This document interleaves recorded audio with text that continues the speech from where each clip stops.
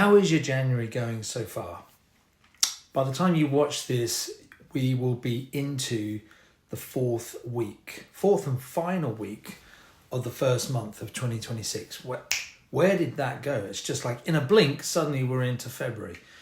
And so I just want to offer you two things that you could do that will help you to step back and get a little bit of perspective on the year before it runs away with itself. The first thing is something that I did with a few men earlier this week, which is it predates Celtic Christianity, but it's very ancient practice called examen, E-X-A-M-E-N.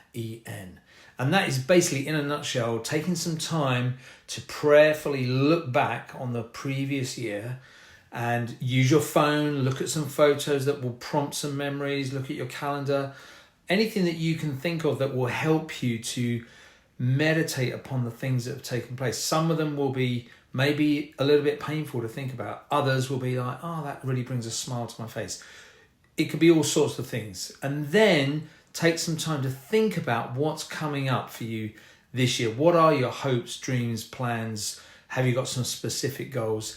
And use that time to consecrate them to God and pray about them and ask Jesus what he wants to say about the year coming up, as well as what he may want to shed some light on about the things that happened in the last year. So that's the first thing. Second thing is something that I do with my clients whenever I start with them, not necessarily at the beginning of the year, but my wife and I do this every year in January, and we're still in we've just finished that actually. We've just pretty much polished it off.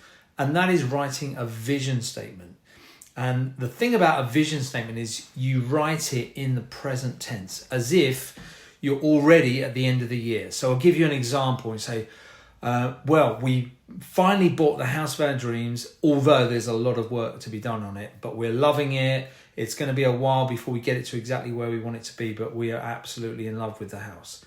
That is a good example of present tense description of something that maybe you haven't even seen the house yet or know how you're going to get the house. And sure enough, if writing the vision statement is the only thing you do, and whatever that thing is, it ain't going to happen. I'm sorry to burst your bubble, but no one's going to come knocking on the door and say, oh, we found the house for you. Or no one's going to come and say, we've got this perfect job for you, or whatever it may be, or this perfect partner, because you're really wanting to find someone to be with. You've got to actually do what you can do. You've got to take certain action, little steps that will get you towards that achievement, that goal, that desire.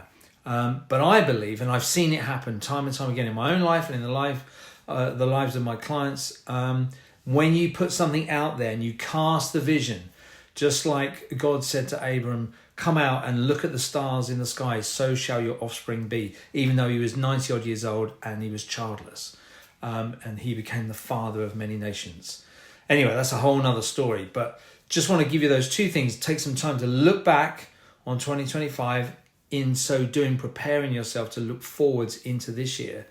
And then while you do that, write yourself a vision statement. Be blessed to be a blessing.